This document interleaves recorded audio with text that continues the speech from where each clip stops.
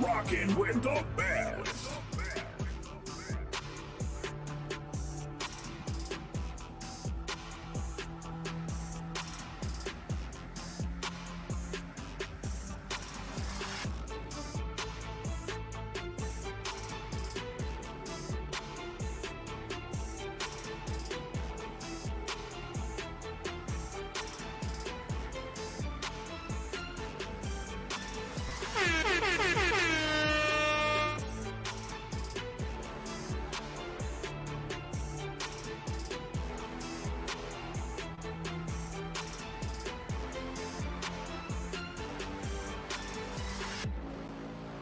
You're rocking with the best.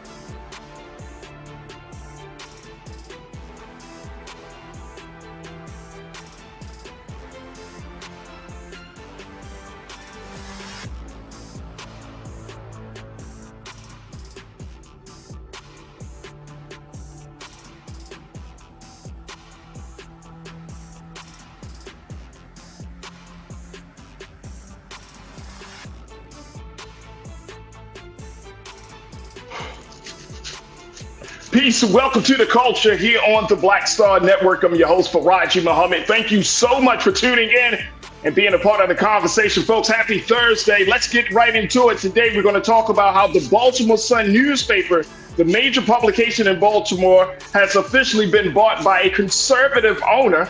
We'll talk to you about the implications of that on the readership and the news. We'll discuss the details. Also, conservative donor attacks DEI efforts by using the words of Dr. Martin Luther King Jr. I'm going to tell you the trend that we're seeing in the conservative space in their messaging. Later on, we're going to talk about should Black people embrace anger?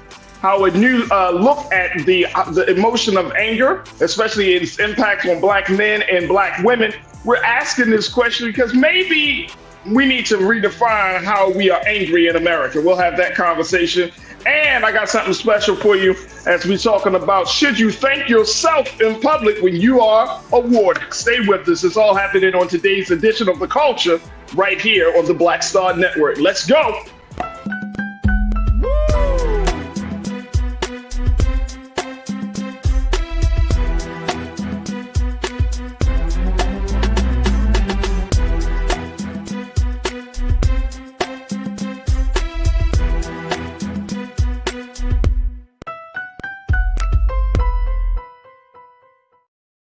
All right, folks, welcome to the culture here on the Black Star Network. I'm your host, Farajii Muhammad. Thank you so much for tuning in and being a part of the conversation.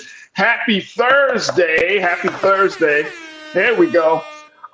We got a lot to talk about today. We're going to talk a little bit about what's going on in Baltimore City, my hometown, and the newspaper there. We're going to talk a little bit about how a conservative donor is attacking DEI and so much more. So get ready for the conversation as we're streaming live on our home network at blackstarnetwork.com. Just check us out on our website at blackstarnetwork.com. Download the app for free. Follow us on social media under Black Star Network, and throw something in the bucket for us as we kick off 2024 on a hot start with your support. And we're looking for new stakeholders, new investors, as we pave the way and blaze the trail in this digital space. So again, go to our website today at Black Star Network. Also, we have a lot of great events, a lot of conversations, like we're doing this one-on-one with Blue Gossip Jr. that Brother Roland has did, and a whole lot of other discussions, and even stream some of the things coming from the White House with Vice President Kamala Harris. So you'll find a lot of good information on blackstarnetwork.com. Make sure you check it out. Also, we're streaming live on Amazon platforms, on Amazon News, on your Amazon Fire TV. We're also on Amazon Prime Video, folks.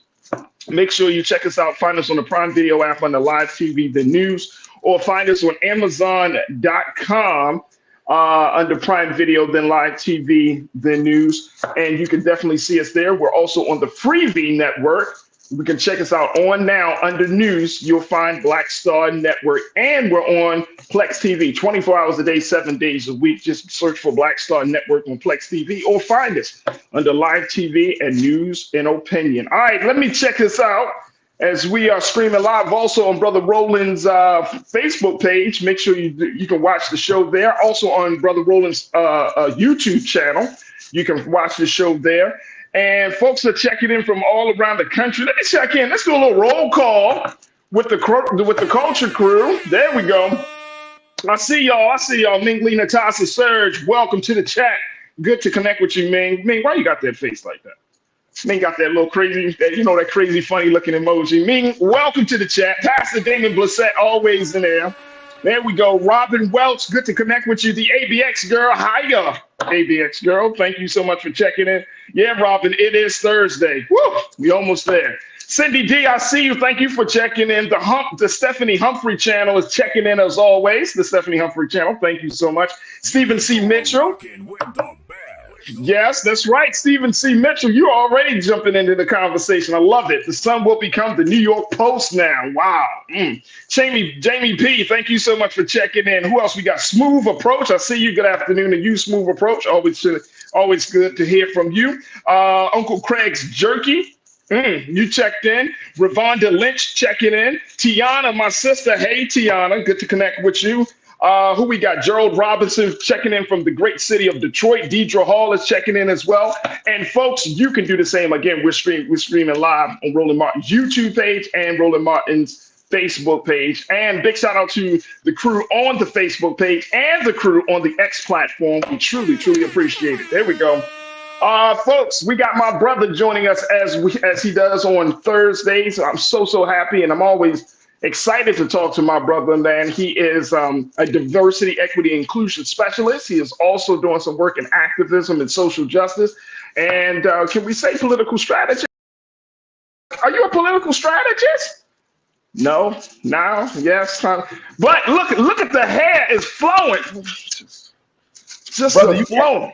You catching up, though. You catching up. I love it, man. I love it.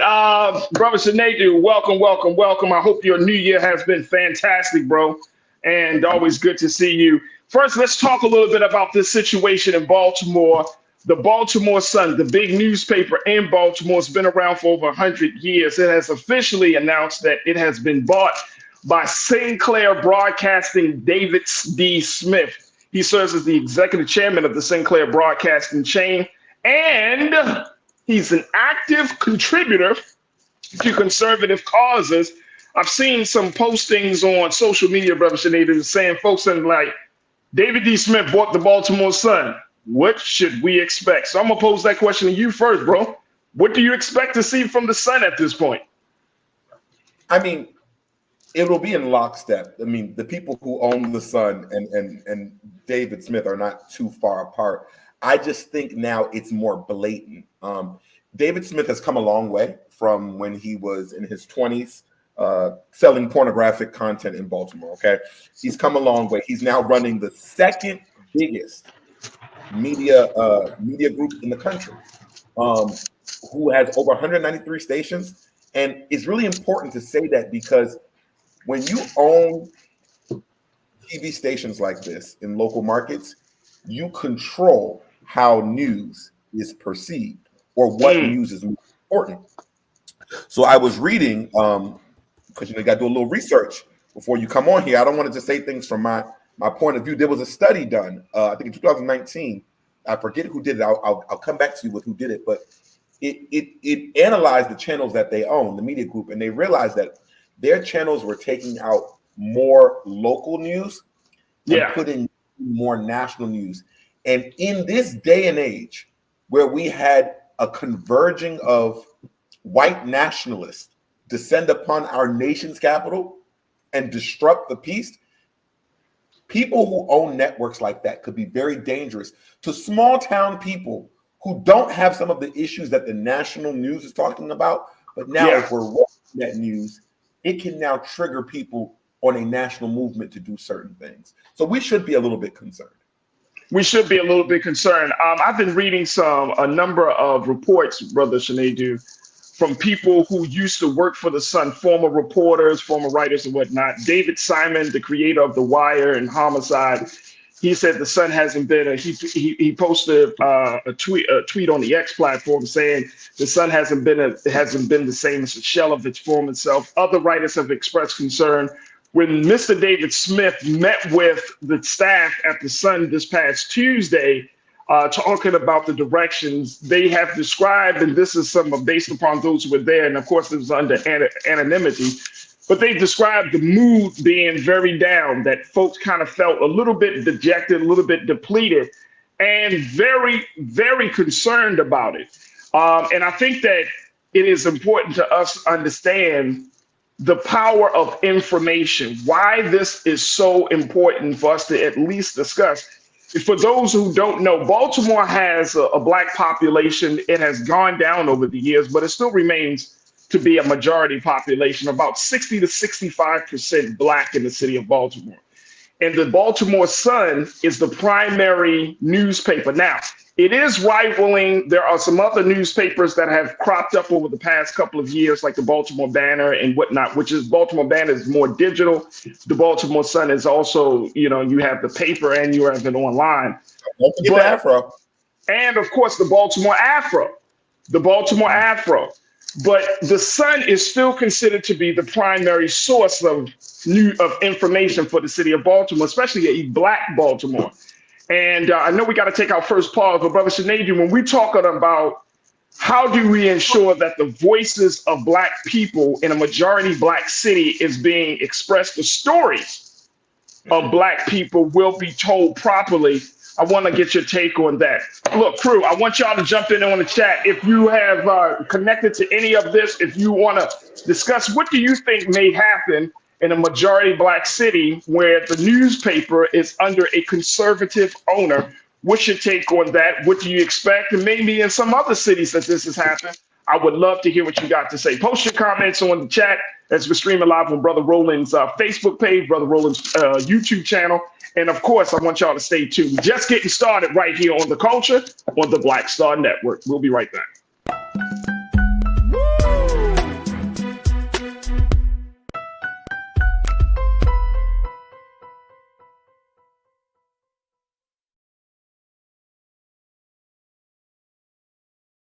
When you talk about Blackness and what happens in Black culture, we're about covering these things that matter to us, speaking to our issues and concerns. This is a genuine people-powered movement. There's a lot of stuff that we're not getting. You get it, and you spread the word. We wish to plead our own cause. Too long have others spoken for us. We cannot tell our own story if we can't pay for it. This is about covering us. Invest in Black-owned media. Your dollars matter. We don't have to keep asking them to cover our stuff. So please support us in what we do, folks. We want to hit 2,000 people, $50 this month, raise $100,000. We're behind 100,000, so we want to hit that. Y'all money makes this possible. Check some money orders. Go to P.O. Box 57196, Washington, D.C. 20037-0196. The Cash App is $RM Unfiltered. PayPal is R Martin Unfiltered. Venmo is RM Unfiltered. Zelle is Roland at RolandSMartin.com.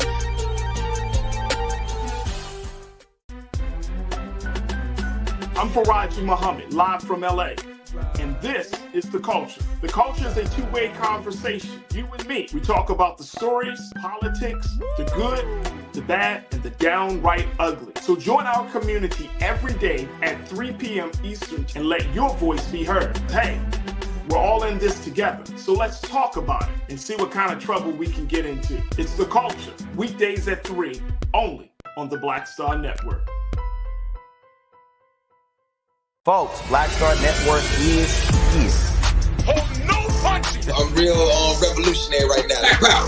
Support this man, Black Media. He makes sure that our stories are told.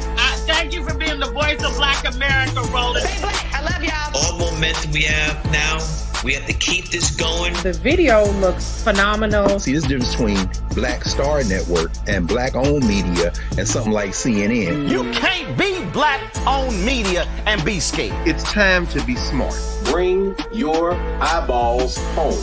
You dig?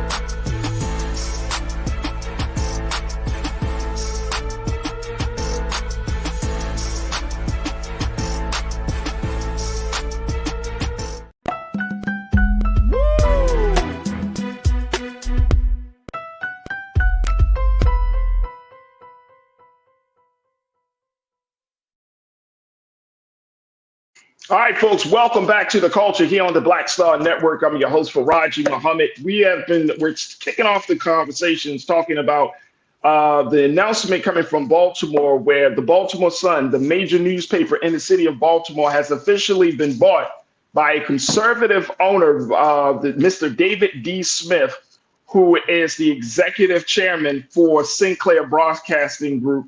And Sinclair is responsible for some of the local affiliates of Fox, especially in Baltimore. Of course, Fox News, being the conservatives, has a conservative slant in their reporting and have constantly been under scrutiny for their bias in reporting the stories of so many different issues. And so Mr. Smith has decided to move forward on purchasing the Sun, which has been seen as, quote unquote, more liberal. But now, under his ownership, there is great concern that we may see a change in how stories are being reported, and more importantly, how people, especially Black folks in a majority Black city like Baltimore, will be depicted. And I'm checking in with my brother Sinedu Okorafor, who is a diversity, equity, and inclusion specialist, to give us his take. And I want to hear from you, crew. What's your take on this? As we're seeing that, look, if we consider the backdrop, and I want to bring brother Sinedu back into the frame on us, please, Keenan. Thank you. When we're looking at the big picture of how information, where our people are getting information, how our people learning about what's going on in home and abroad and all of these things, and more importantly, the context of information. And I don't know if enough of us really think about this, brother Sinedu, but the reporting matters. The bias, you can read it in some cases. The slant is always there. So when you're talking about a conservative owner like Mr. David D. Smith, who is not running away about his politics, I want to share with you, folks, I want to share with y'all what AP put out about Mr. Smith around this issue. Take a look at this, Keenan. Let's throw up the first quote, bro. Thank you.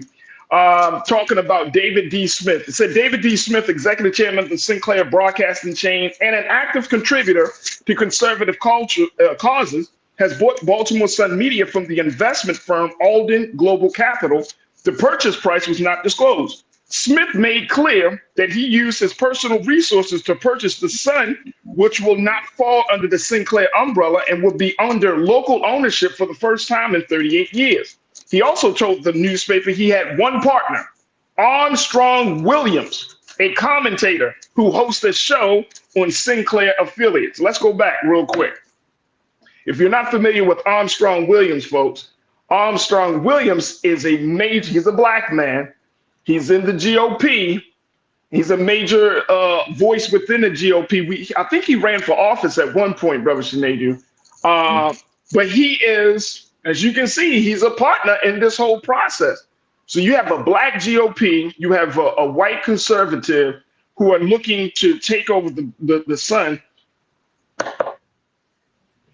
Interesting dynamic, to say the least. Interesting dynamic. How does Black Baltimore feel about this whole process, as far as you know, based on the latest announcement? I mean, I'm sure that there's two factions, that there's one side that's concerned and one side that's kind of laughing it off. But I think we should be very, very careful because remember, this is a Baltimore-based paper, and the Sinclair Group is in the outskirts of Baltimore. They're in Cockeysville, one of the satellite towns of Baltimore.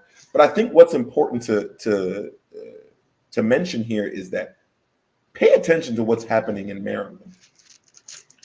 We have a Black Democratic governor, and we have a Black Democratic mayor in the city of Baltimore.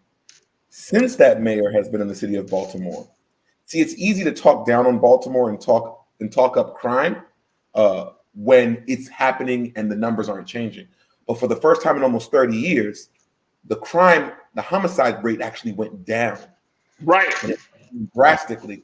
The reason why I said we all should be careful, and I think that most local Baltimoreans should be paying attention and maybe wanting to verify stories when they read, is from the data that I gave you earlier.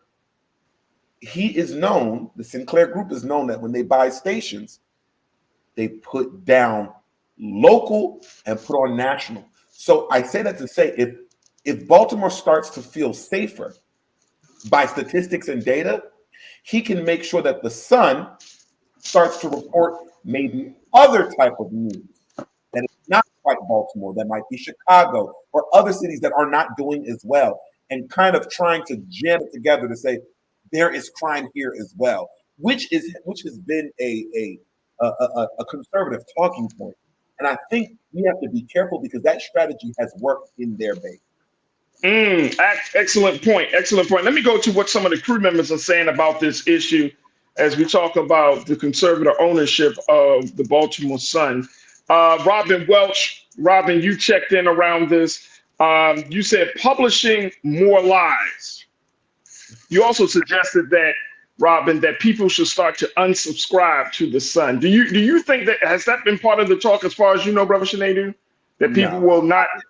No. The Sun is Baltimore. People are they have been losing subscribers, as many national papers have been, because they're going digital. That is the only thing that has been making them lose subscribers. But in a city like Baltimore that is old school, that sticks to its laurels and its traditions, it's not going nowhere. That's a good point. Excellent point. Cindy D, you checked in and said Republican propaganda. That's what you will see. And I think that, and I'm glad Cindy brought this point up, because I was reading about this, and I don't know if I put this in the notes or not. But one of the, a media scholar was making the point that you got to be careful, because even though it might be under conservative ownership, to your point, there's a black governor, a black Democratic governor for the state of Maryland in Westmore. You got a black mayor, Democratic mayor in the city of Baltimore, Mayor Brandon Scott.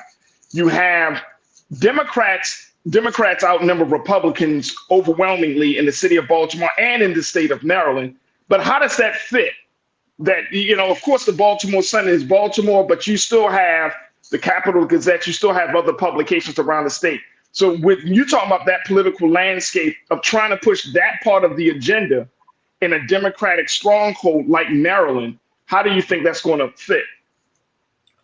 That's the thing. It's not. And I think what's going to happen is going to make those who already follow conservative talking points, they're going to feel like, yes, this is what they're talking about. And I've also saw, because remember, you're reading the paper and then you're watching Fox, and then you're watching Newsmax, and then you're going on Truth Social. So if all of these things are following the same syndication, even if what you're reading sounds preposterous in an article, if you hear similar stories in other forms of media, then it starts to become truth, which we know has been the complete, that has been the skeleton of the MAGA movement. That's how they move. Where even if you want to believe that this is a falsehood or there's a different truth out there, it makes it difficult because of how it surrounds you. However, the good thing about journalism is they can always be fact-checked. Absolutely. But see, here's my concern on that, Brother Shanadu, and I'm glad that you brought that point up. My concern is because it comes from an established, quote unquote, credible source that is not going to be fact-checked, right? Like, how many of us truly fact-check CNN, MSNBC? Some of us don't tune into Fox. I do sometimes. But, when you're talking about these established names in news reporting, how many of us really go fact check? And even me, we reference various established names. Now, you have some of the smaller names, right? You might have a Politico or you might even, quote from the BBC or Al Jazeera, for all of them we know, right? but we stick to the established names. And yes, sometimes their reporting can be mixed up. But the hope is that as a news institution, they're going to report and they're going to adhere to journalistic standards. And that's what you're really banking on, journalistic standards. The thing that we're seeing today is that we're getting more opinion and less journalism. We're getting more opinion and less facts. And opinions is big money today. That's why we source this information as we talk about these conversations. Opinion is big money. It's one thing to just, I mean, if you could go on any station, whether it's liberal or conservative, somebody's opinion is bringing in the dollars. And then there we go. And then we prop up the voice. We prop up that voice. You know what I'm saying? We prop up the voice on the conservative side as well as the liberal side. But opinions bring in the dollars. People, I'm starting to understand this. I don't think people really want the truth as much as we say we do. Because the truth will be, whew, I think it's easier for us to stay in our silos. I think it's easy for us to stay in an echo chamber and listen to people that, quote unquote, think like us. But if we start putting out the truth for real, you're going to lose some money. You are going to lose some money. Look, I got to take another quick pause. When we come forward, let's continue to talk about this. Also, let's on the other side, let's talk about how a conservative donor is attacking DEI efforts by using the words of the Honorable Dr. Martin Luther King Jr. This is about information and why it's important for us to be vigilant and understanding news from fiction and understanding history from fiction as well. Stay with us. The conversation continues with you, Brother Nadu, on the other side, right here on The Culture on the Black Star Network.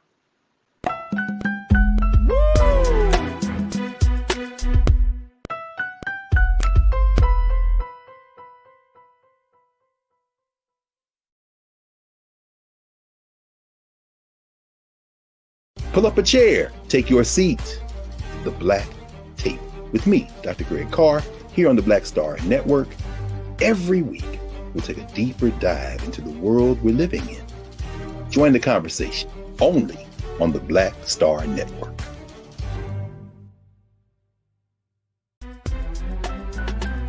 I'm Farajii Muhammad, live from LA. And this is The Culture. The Culture is a two-way conversation. You and me. We talk about the stories, politics, the good, the bad, and the downright ugly. So join our community every day at 3 p.m. Eastern and let your voice be heard. Hey, we're all in this together. So let's talk about it and see what kind of trouble we can get into. It's The Culture, weekdays at 3, only on the Black Star Network. When you talk about blackness and what happens in black culture, we're about covering these things that matter to us, speaking to our issues and concerns. This is a genuine people-powered movement. There's a lot of stuff that we're not getting. You get it, and you spread the word. We wish to plead our own cause. Too long have others spoken for us. We cannot tell our own story if we can't pay for it. This is about covering us. Invest in black-owned media. Your dollars matter. We don't have to keep asking them to cover our stuff. So please support us in what we do, folks. We want to hit 2,000 people, $50 this month, raise $100,000. We're behind 100,000, so we want to hit that. Y'all money makes this possible. Check some money orders. Go to P.O. Box 57196, Washington, D.C. 20037-0196. The Cash App is $RM Unfiltered. PayPal is R Martin Unfiltered. Venmo is RM Unfiltered. Zelle is Roland at RolandSMartin.com. Folks, Black Star Network is here. Hold no punches. I'm real revolutionary right now. Support this man, Black Media. He makes sure that our stories are told. Thank you for being the voice of Black America, Roland. Stay black. I love y'all. All momentum we have now, we have to keep this going. The video looks phenomenal. See, this difference between Black Star Network and black-owned media and something like CNN. You can't be black-owned media and be scared. It's time to be smart. Bring your eyeballs home. You dig?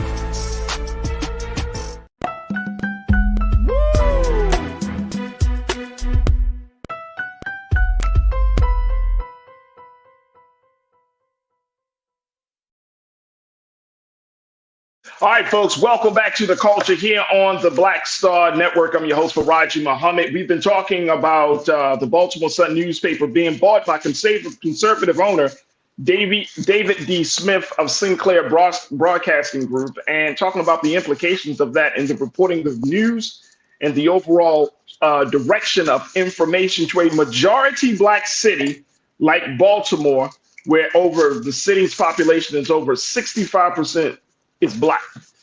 And so when you're talking about putting one of the premier media institutions under conservative owner, what can we expect? I've been checking in with my brother Shanedu Wakwal Ford, diversity, equity, inclusion specialist, as we have this conversation. But I want to hear from you, crew. Make sure you post your comments on Roland Martin's YouTube page and Facebook page. We'll try to get to as many as possible. All right, let me jump in here because I just threw it out there, brother Shanedu, that we do want news to already fit how we see the world.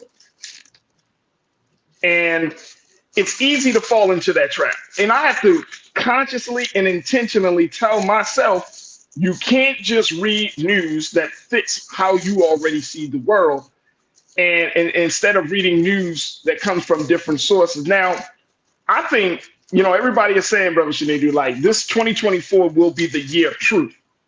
My questions are, whose truth and which truth? Because you have some people who believe some stuff and other people who believe other stuff, right? So now we're in a very unique situation where lies and truth is at war with one another. And if you have established media institutions to affirm or deny, and then shape the context of how we're thinking about the information, how we see the world, it's going to confuse people. And because we're in this quagmire, opinion is king. Opinion makes money. Opinions shapes the conversation. It's all opinion. When we go on social media, how many people actually rely on facts? It's a bunch of hearsay, bro. It's just, you be like, well, where did you get that from? I saw it on. If you tell me you saw it on something, that means that you got it from social media. If you don't tell me I read it in this or I read it from that, I saw it from social media. All right, let's go to the crew here. What folks got to say. Robin, you said I agree with you, Farajii. People would rather live with lies than stand on truth.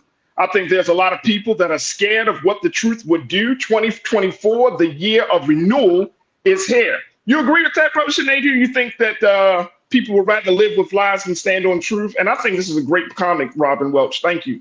And that you think there's a lot of people that are scared of what the truth would do. You agree or disagree with that? I 100% agree. Because of a wise Black media prophet by the name of Charlemagne the God, he once said, no one cares for the truth when the lie is more entertaining. And if you look at the statistics of what we consume, it's entertainment. Take the news aside. Look at how television programs are being made. Very much entertainment, very much off of, it used to be reality TV, but now it's everything far from it. And I think our news plays into that too. We don't want you to be told the truth. We want you to be told what will sell and what would scare. And this is not just a conservative thing, because I think Jeff Zucker, the former CEO of CNN, during his reign, it was breaking news. Every fucking thing was breaking news. And it's like, now wait a minute. When you create sensationalization, then what breaking news becomes more important? When 3 kids die at a school or when 30 kids? And I think that is the problem of what news has done. It has warped our emotions to what matters, where the life of somebody doesn't matter, or being taken or whatever, or it depends how it's told. We see it with the Hamas-Israel thing. Difference between hearing somebody got or someone is dead. And lastly, it takes away, journalism has now turned into bloggers. Like now went to school. That's probably why, to your last story, that's probably why people were uneasy when the conservatives bought that thing, because they know that actual journalism is not a thing when it comes to this business of money, and that goes always. That integrity is gone, and it's now we're listening to the person who has no background in telling us what to listen to. You got wannabe experts. Wannabe expert, and let me tell y'all something, man. Wannabe experts is so prevalent in our culture today, and on so many different levels, that people, it becomes this hustle, right? It becomes a real hustle to be like, I'm an expert, I'm a journalistic expert, I'm a media expert, you know what I'm saying? But you didn't put no real work into, reporting the facts. Case in point, Shannon Sharp, that major interview he did with Cat Williams, right? People were criticizing Brother Shannon. Well, why you didn't ask follow-up questions? Why didn't you stop the man when he said this and said that? Well, first thing, I think Shannon knew he was sitting on gold. He like, I ain't stopping the flow of this money train, Cat. You can talk all day. But then he also said, I am not a journalist. That man said, I am not a journalist. I'm a personality. A journalist is the part of the journalist's role is to seek facts, to seek the truth. Mm-hmm. Shannon didn't say, oh man, are you right? Are you true what you said about Cedric the Entertainer and Kevin Hart? Are you sure? He just let him ask questions. Answer the question. So you got to ask yourself, well, where are we going to now? Let me throw this out there because I saw somebody else post this. And folks, continue to post your comments. Smooth Approach, welcome to the chat, bro. Good to connect with you once again. You said that's why independent Black media is important. We can dissect and find the truth. I love this Smooth Approach. I love it. That's why independent Black media is important. We can dissect and find the truth. When you think about your independent Black media, and independent Black media has actually gone down over the years. Whereas in pretty much either every state or every region of the country, there was a Black media company, there was a newspaper, there was a radio station or something. But over the years, that has been diminishing.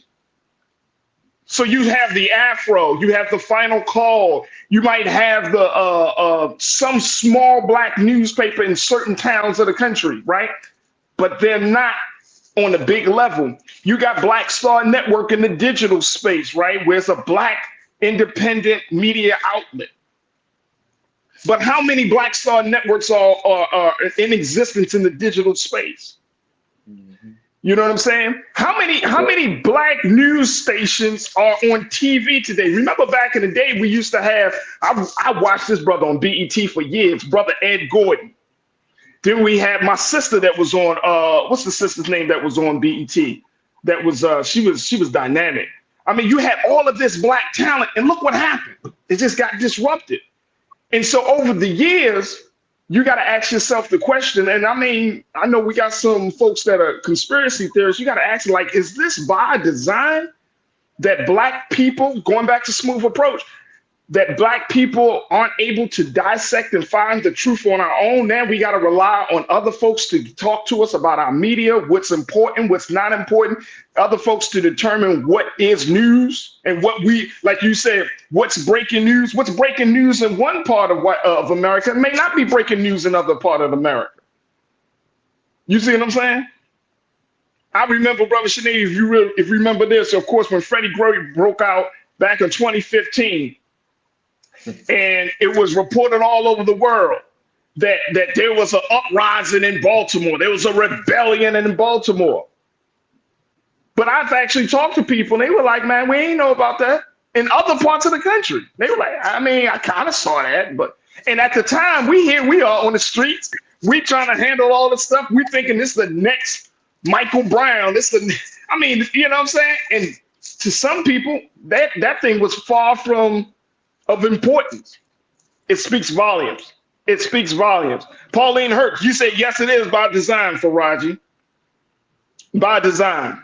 Cindy D, you said BET should now be the Black Star Network. It's sad that Robert Johnson sold the network. And then that's the other part, right? Because you got to have a network that is supported by money. Who would them see? Anastasia Pageant, my sister Anastasia, you said they aren't doing their homework even when you was in school. The teachers you had to teach you how to do your fact check if you want to stop. Half-stepping. Teaching you how to fact check. Man, we don't fact check today, Brother Sinedu.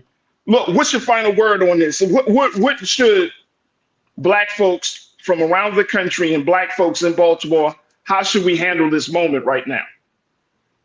My final word, and I've said this 100 times, and I've said this many different segments that we have, and I'll keep saying it.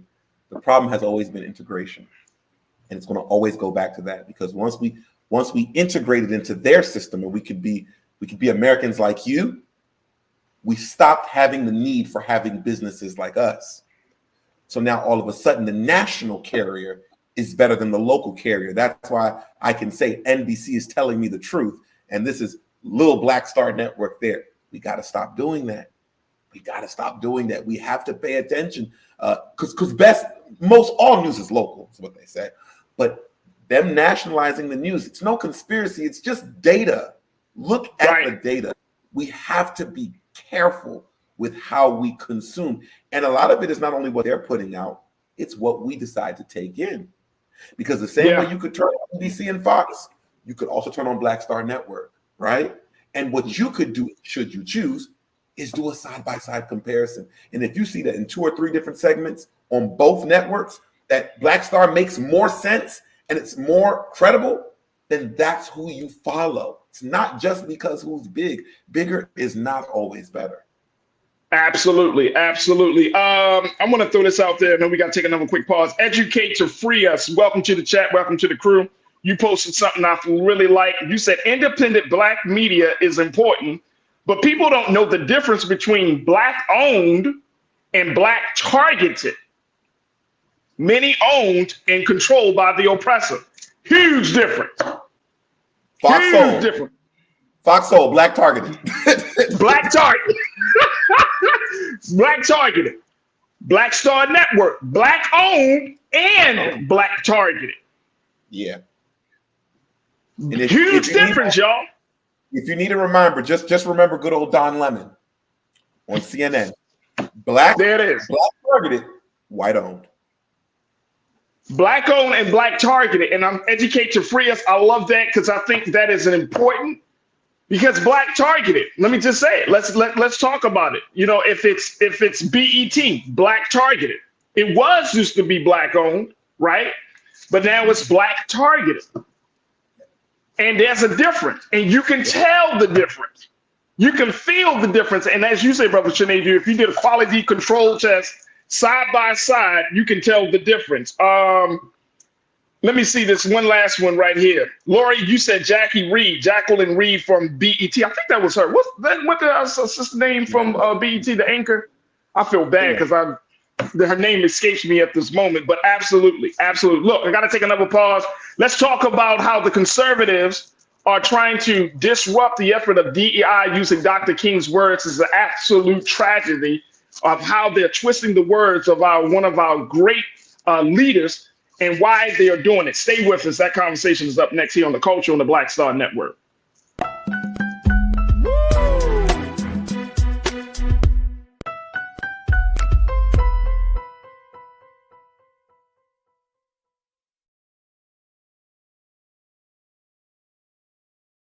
Pull up a chair, take your seat.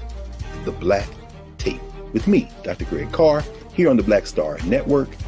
Every week, we'll take a deeper dive into the world we're living in.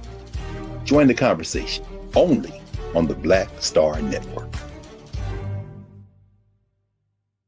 Black Star Network is here. Oh, no punch! I'm real revolutionary right now.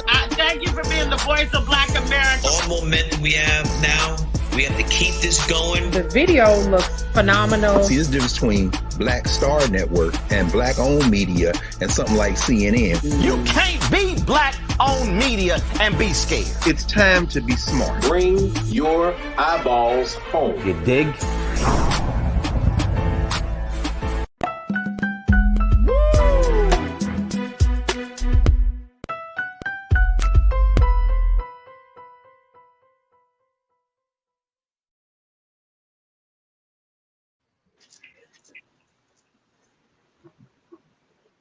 All right, folks, welcome back to The Culture here on the Black Star Network. Checking in with my brother Shanidru Wakorfor as we have these conversations, and of course, checking in with you. Brother Shanidru, there is another conversation that I want us to have, and I wanted to get your take about this ongoing attack against diversity, equity, and inclusion efforts that are being...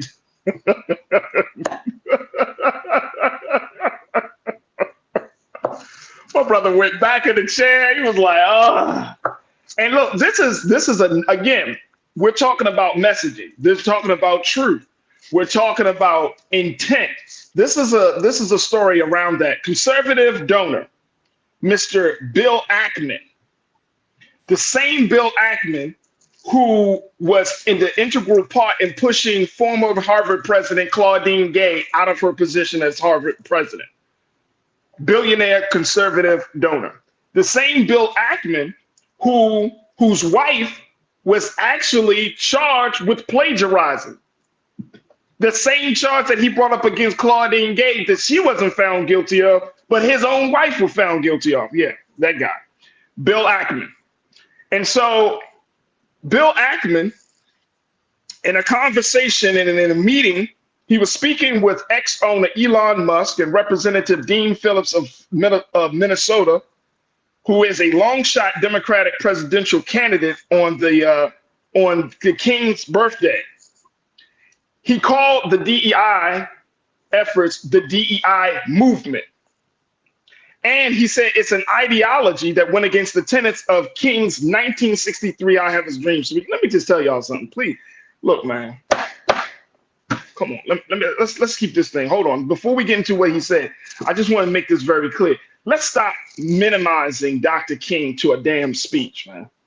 Read the history. After 1963, that man was shot and killed and assassinated in 1968. From 1963 to 1968, there was an evolution of philosophical, political, and social thought of Dr. King.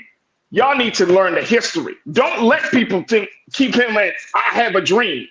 He was more of a revolutionary than than people would like for us to believe. I'm just telling you, read the history of Dr. King. His ideas were falling in line with the quote unquote black militant black power movement at the time when he was killed. That's why he decided to stand up against the Vietnam War. That's what got him killed. But let's go back to Mr. Bill Ackman. He's a hedge fund manager, and he's been on the forefront of an effort to delegitimize DEI programs. And he made a statement. Let me just share with you his statement. Let's post that first quote from Mr. Bill Ackman, please. Thank you, bro. He said, I think Dr. King would be very opposed to this sort of ideology, even though, diversity is a good thing. Listen to what he said. Even though, of course, a culture where everyone feels comfortable and included is critically important. He said, when he was asked by NBC News for comment, he said, we don't have any additional comment beyond what Bill said on the spaces, but this is the problem. He said that Dr. King in his great I Have a Dream speech, when he talks about the content of one's character, he doesn't look at skin color. He said that this is the very thing that delegitimizes DEI efforts. That if Dr. King, quote unquote, is looking at the content of character and not looking at skin color, then Dr. King doesn't stand for diversity. I didn't make this up, y'all. Y'all can check this for yourself. That's what he said. He's not the only conservative who thinks this way. Governor Ron DeSantis of Florida, another conservative, of course, presidential candidate, he said the same thing, They are taking the words of Dr. King and twisting them in such a way that they are using it for their agenda to delegitimize diversity, equity, and inclusion efforts. The sad part about it is, this great concern that I have, Brother Shanedu, is that some Black folks and some white people are going to hear that and even believe that, not understanding the full context. And this is why it's important for us to give context to these type of things. Talk to me, brother, because this is a growing trope used in the conservative Republican circles to justify breaking up diversity efforts. Again, there is some slight truth to what that white man is saying. I don't like to listen to white people. And if we're smart enough, we'll understand that when Martin Luther King said that my 4 little kids will be judged by the color of their skin, by the content of their character, that was within his dream, which is not real, which also means that the reality that he lives in is nothing like the dream, that it's the opposite. And I think what white people have always done is take from the best of us and try to manipulate and what I find interesting about this white man in particular, and I have to say it, white Jewish man, and it's important that I say that, because over the last year or two, when we have this conversation about power, we say that people are anti-Semitic, but it's interesting how all these power moves made by powerful men are always Jewish, always. That's how a president of an institution was removed. It's important to say it, not to diminish their religion, but to make a clear fact of what we said when we were talking about, what's his name, not taking the vaccine in the NBA. It's a power group that seems to make all the decisions that everybody must follow. Just saying. Anywho, what I find interesting is when you look at him as a businessman, I think he's a billionaire, if I'm not mistaken. Yeah, he is. He doesn't have a problem with diversity. Every rich person will tell you that they diversified their portfolio, okay? I currently live in Texas. We have a diverse mix of how we receive electricity. We get it through gas. Natural gas is powering our plants. We have wind, we have solar. That is a diversified energy mix. Nobody has problems with diversity. Equity. This man runs a company. Everybody loves putting equity into companies. That's how you get your shares back, okay? They have no problem with that. The issue is the I. Inclusion. That means I have to share the first 2 with you. And that is the issue. Nobody wants to. Before, it was about us getting a piece of the pie. And now we want access to the whole pie. And there's an issue with that. The biggest problem that the Ron DeSantis of this world have is, and I will keep saying it, white men believe that if Black men and women are given the equal chance of white men, that we will do exactly to them what they did to us. But what they fail to realize is it is their weakness that causes them to act that way. And it is our strength that causes us to be opposite of that way. But that is their fear. When you know you've done something wrong, that is your fear. That is your fear. And I mean, we're and that fear is so palpable nowadays, Brother Shanedu. You know what I'm saying? That you take and you twist the words of one of America's greatest leaders, one of Black America's greatest leaders, and try to fit your agenda. And it's very, very troublesome, to say the least. It's troublesome because if you truly care, Dr. King he stood. Dr. King stood for eradicating militarism, eradicating poverty, eradicating racism, all the isms. But the conservatives will say, well, we stand with Dr. King, and our efforts to delegitimize DEI efforts is to go against with his dream. But what about all of the other stuff? What about the racism? What about the poverty that exists in America, the economic disparities that still exist in America today between Black people and white people? What about Dr. King would have stood for housing? Dr. King stood for political power. Look at the gerrymandering and the redlining that exist in cities, counties, states, and all across this country. Militarism. Dr. King stood for nonviolence and peace, but the Republicans are some of the biggest war hawks of our time, the neoconservatives.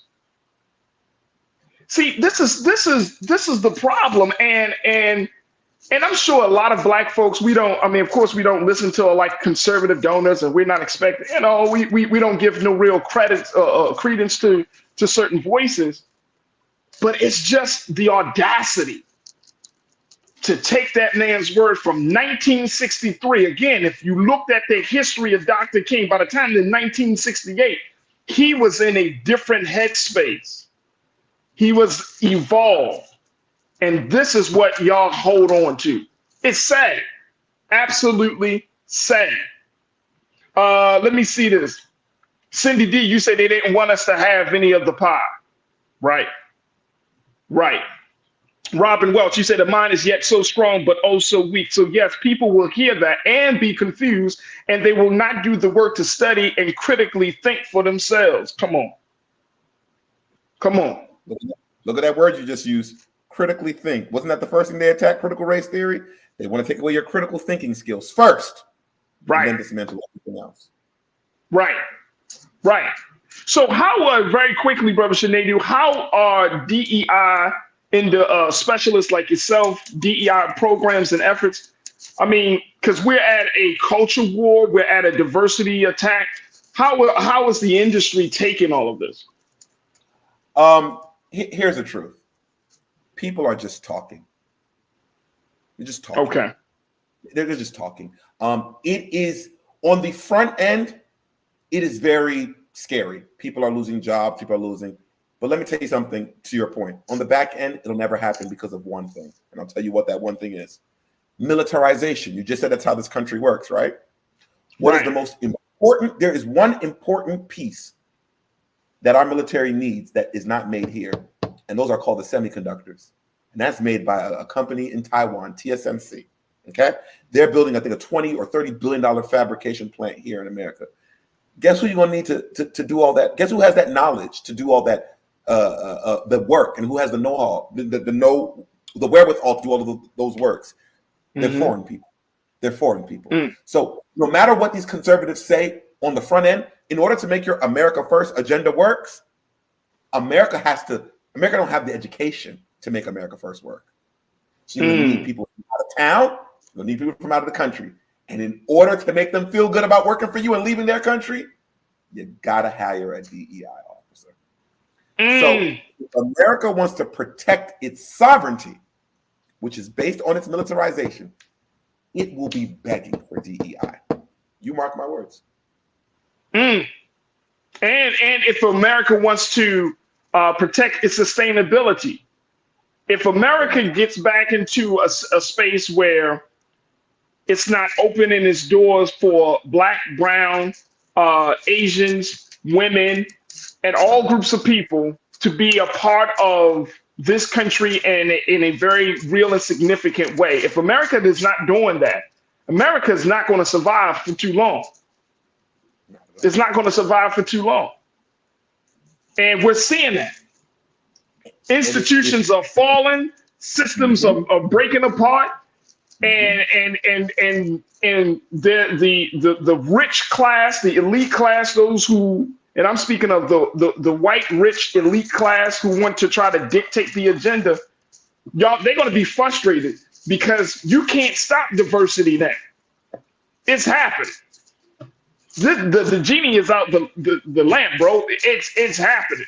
You got all types of people in this country. People are reproducing other people. You know what I'm saying?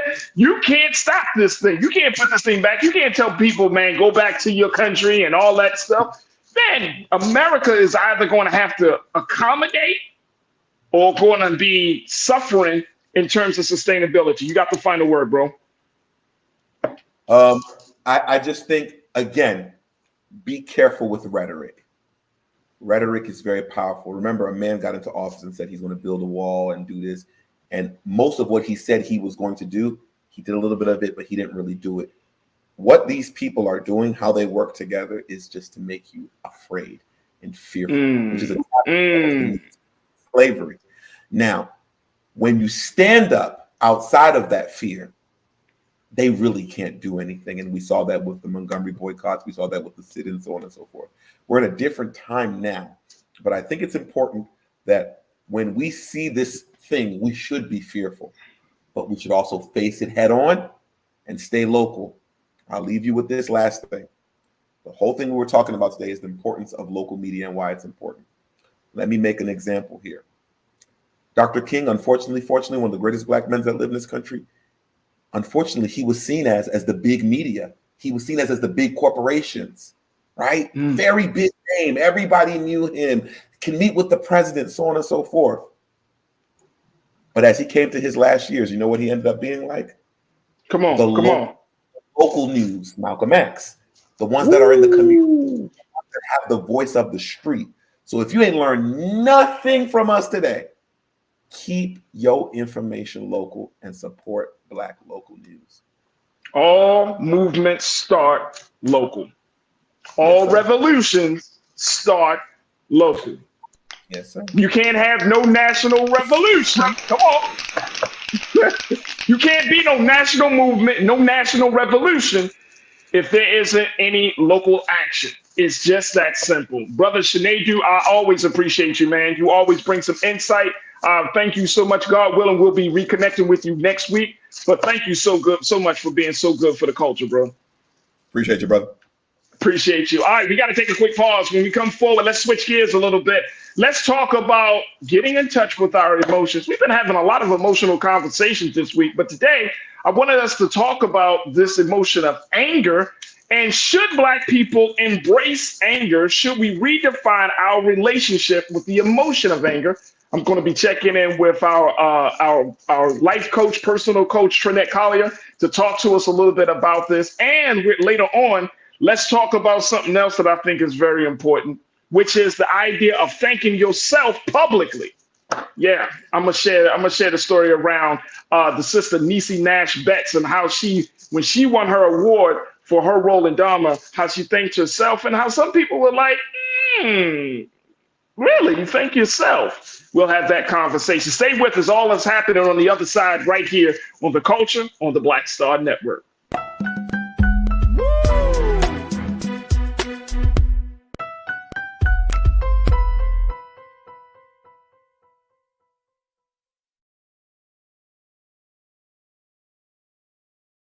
Folks, Black Star Network is here. Hold no punches. I'm real revolutionary right now. Support this man, Black Media. He makes sure that our stories are told.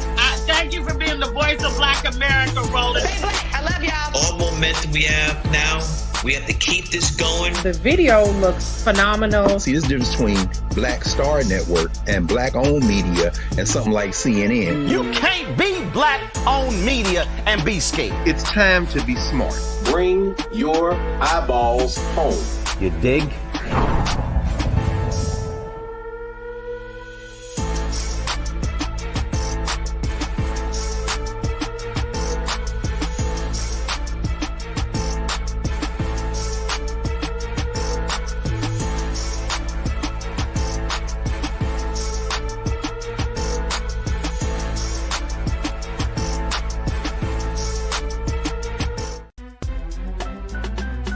I'm Farajii Muhammad, live from LA. And this is The Culture. The Culture is a two-way conversation. You and me. We talk about the stories, politics, the good, the bad, and the downright ugly. So join our community every day at 3 p.m. Eastern and let your voice be heard. Hey, we're all in this together. So let's talk about it and see what kind of trouble we can get into. It's The Culture, weekdays at 3, only on the Black Star Network. When you talk about blackness and what happens in Black culture, we're about covering these things that matter to us, speaking to our issues and concerns. This is a genuine people-powered movement. There's a lot of stuff that we're not getting. You get it, and you spread the word. We wish to plead our own cause too long have others spoken for us. We cannot tell our own story if we can't pay for it. This is about covering us. Invest in Black-owned media. Your dollars matter. We don't have to keep asking them to cover our stuff. So please support us in what we do, folks. We want to hit 2,000 people, $50 this month, raise $100,000. We're behind 100,000, so we want to hit that. Y'all money makes this possible. Check some money orders. Go to P.O. Box 57196, Washington, D.C. 20037-0196. The Cash App is $RM Unfiltered. PayPal is R Martin Unfiltered. Venmo is RM Unfiltered. Zelle is Roland at RolandSMartin.com.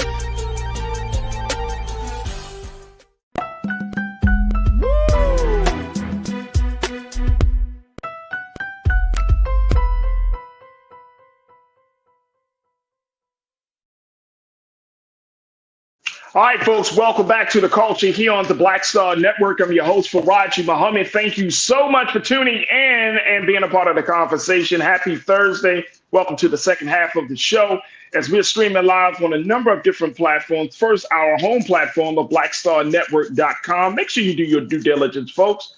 Download the app for free. Follow us on social media under Black Star Network and drop a little something in the bucket to sustain us as we're looking for new investors and stakeholders. Your support makes a world of difference for this Black-owned, Black-targeted independent media. And so you can do so right there online on our website at blackstarnetwork.com. We're also streaming on Amazon platforms. You can check us out on Amazon News on your Fire TV, on Amazon Prime Video. You can check us out there. Find us on Prime Video app under Live TV The News, or find us on Amazon.com under Prime Video, then Live TV The News. And you can check us out on the Freevee Network on now under News, as well as Plex TV, 24 hours a day, 7 days a week. Just search for Black Star Network or Live TV, or find us on a Live TV, The News and Opinions. Now, we're also streaming on Roland Martin's YouTube page, where you find some of the great members of our culture crew, as well as Roland Martin's Facebook page where our crew is. And we are also represented on the crew on the X platform. So big shout out to all of those spaces and to the crew members that are checking in from around the country. There it is right there.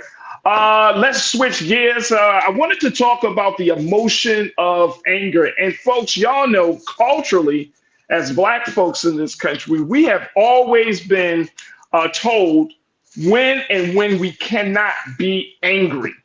And I've been thinking about this. We've been having some emotional conversations, but I'm looking at this, and this is a huge part of our culture. It's more like the unwritten law that when we're in work, whether we're at home, whether we're out in public of any kind, Black folks can't be angry.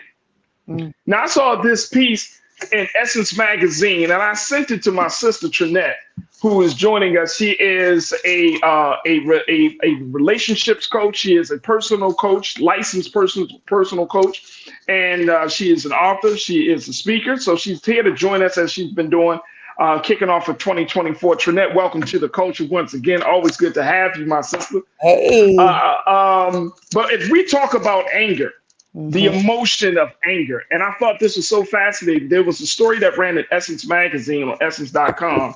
Yeah. And it talked about it, of course, in the context of Black women getting mad and that whole label of the angry Black woman. Yeah.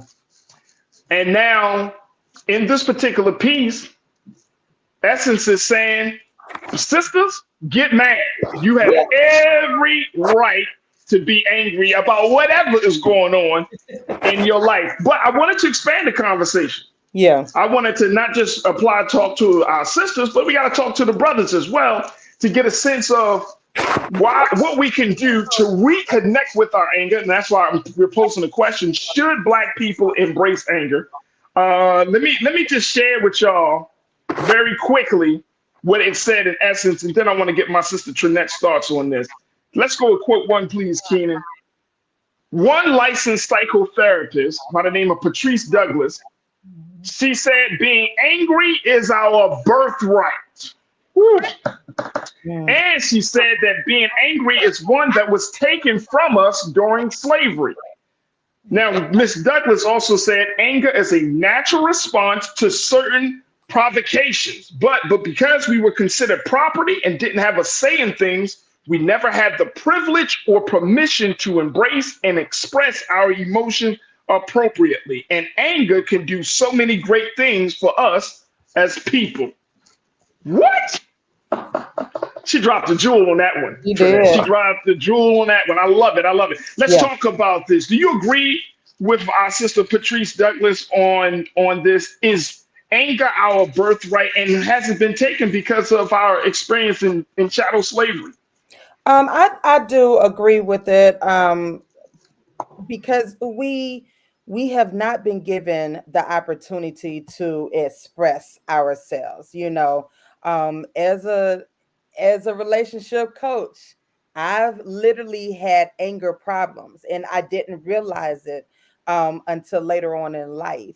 And you know, and it was through my therapy that I found out how angry I was, right? But I was never given an opportunity because one, the type of person I was, everyone expected me to be sunshine and roses, right? So I just never got a chance to express how angry I was at certain things and whatnot. So you're taught to bottle it up, you're taught to keep it moving, and you're not given that chance to express that. And then when we do express it, I'm just speaking from my own experience, when we do express it, it comes out in different ways, such as violence or toxicity. And, you know, and then it becomes another cycle where people are constantly like, well, she's the angry Black woman, or, you know, you're just so angry. But nobody has sat down and said, listen, it's okay to be angry. Let's find a way to channel this anger. Let's find some healthy solutions and ways to release this anger. Because again, you're talking about being on the job. You're talking about, like you said, at home. You're talking about in the public eye. We don't get a chance to express that we're just upset about something. And it's okay. Let me just get it out. Let me just say, hey, I don't like this, or it made me upset. So I don't want to be angry all the time. You know, I don't want to walk around as the angry Black woman. So that's why I took my own, I literally had to take it. I had to take charge of my own life, and I had to say, listen, this is not normal for me. This is not normal. I don't want to be considered the angry Black woman. I don't want to be mad. You know, I love life. I love smiling. I know things have happened, but I don't want to be angry. So I agree.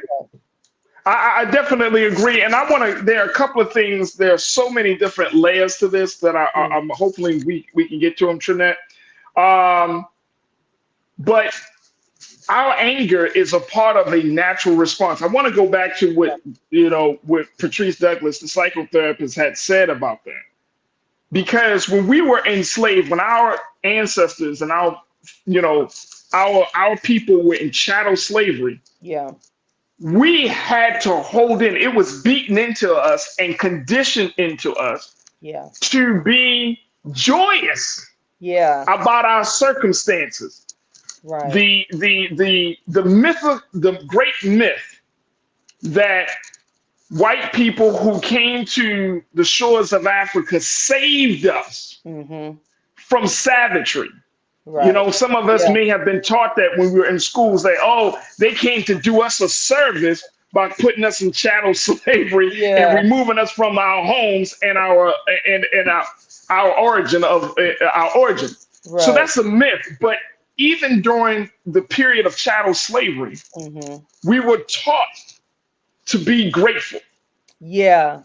We were taught to be thankful. We were taught that God had bestowed his grace upon us to be in that condition. Right. Because where would we have been if it wasn't for them? For them. And see, and it sounds insane now, right? Yeah. But think about this was the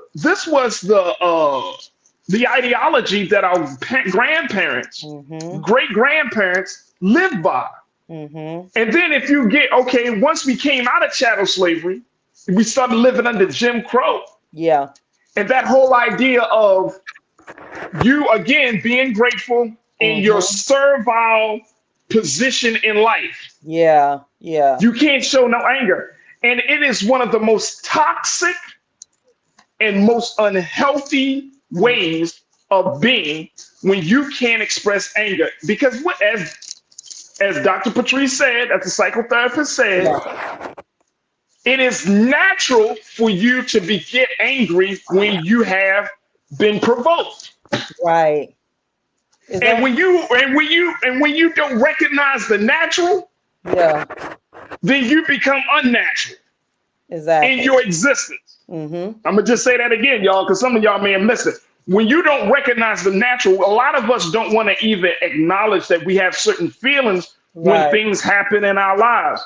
So when you don't recognize the natural, then your existence, your expression, how you go about living and being in the world becomes unnatural because you got to do all this masking. Yeah. And that masking. And that's toxic. That's toxic AF. I'm gonna just say it like that. That's toxic. Yeah. Because the mask, it becomes part of us. You know, it becomes part of us, and then we're going through life and we're just, you know, we're smiling. We're like, I'm okay. I'm okay. No, I'm not mad. No, I'm okay. I'm grateful. Like you said, you know, we were conditioned. And so now we don't know we don't know what's real and what's not. And we don't know how to decipher, like, okay, am I really angry? Am I putting on? Am I over exaggerating? Is it too much? You know, we start questioning this, and it's like, no, I'm angry. I'm just upset that something didn't work out, and it's okay for me to be angry at that. Now, if you know, I think it goes deeper if we're like constantly angry at something all the time and don't have a reason. I think that's when we need to start looking at like getting some help, seeking some help, or, you know, like what is the root of your anger, you know, because sometimes some people do really have those anger issues that stem back from childhood trauma or whatever the case may be. Now, you know, in those cases, I think that's something that we do need to look into.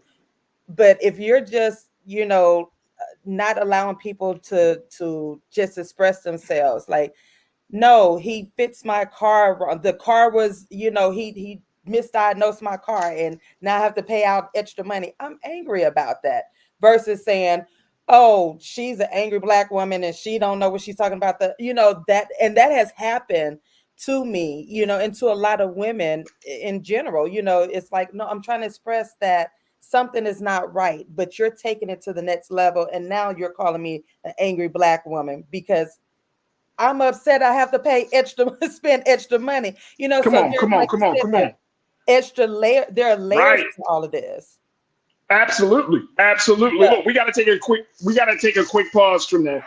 Folks are checking in. I love what I'm hearing and what I'm seeing in the chat. Folks, make sure you all post your comments in the chat. We're streaming on Roland Martin's YouTube page, Roland Martin's Facebook page. But I love the chat. I can't wait to share with you what some of you are saying, because I think this is the wrong relationship that we should have. And I know this might be even a controversial topic to talk about. But guess what? We should be angry. Black people should not be happy about the condition that we find ourselves in this country, about the condition of our personal lives. At some point, you got to get angry, y'all. And it's okay. Because when the rest of the world gets angry, then what? Then we gotta take that. When white America gets angry, we gotta take that. But when Black America, y'all keep yourself under control now. You stay within the lines that we gave you. No more. Folks, we'll continue the conversation on the other side. Stay with us. It's The Culture right here on the Black Star Network.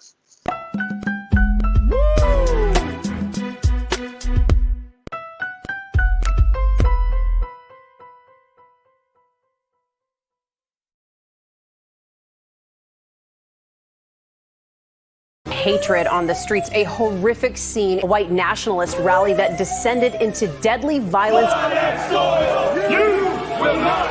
White people are losing their damn minds. An angry pro-Trump mob storms the U.S. Capitol. We're about to see the rise of what I call white minority resistance. We have seen white folks in this country who simply cannot tolerate Black folks voting. I think what we're seeing is the inevitable result of violent denial. This is part of American history. Every time that people of color have made progress, whether real or symbolic, there has been what Carol Anderson at Emory University calls white rage as a backlash. This is the rise of the Proud Boys and the Boogaloo Boys. America, there's going to be more of this. Here's all the Proud Boys, guys. This country is getting increasingly racist in its behaviors and its attitudes because of the fear of white people. The fear that they're taking our jobs, they're taking our resources, they're taking our women. This is white fear.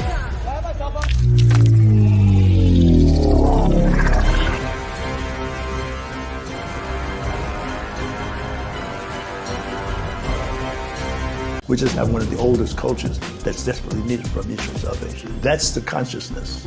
We have the keys in our roots to save mankind. We get to see the condition of other countries, other oceans, other cultures. And if we believe in God, a lot of us do, He's telling us if you don't get rid of that stuff that makes somebody superior or inferior and work together for the mutual salvation, everybody's gone.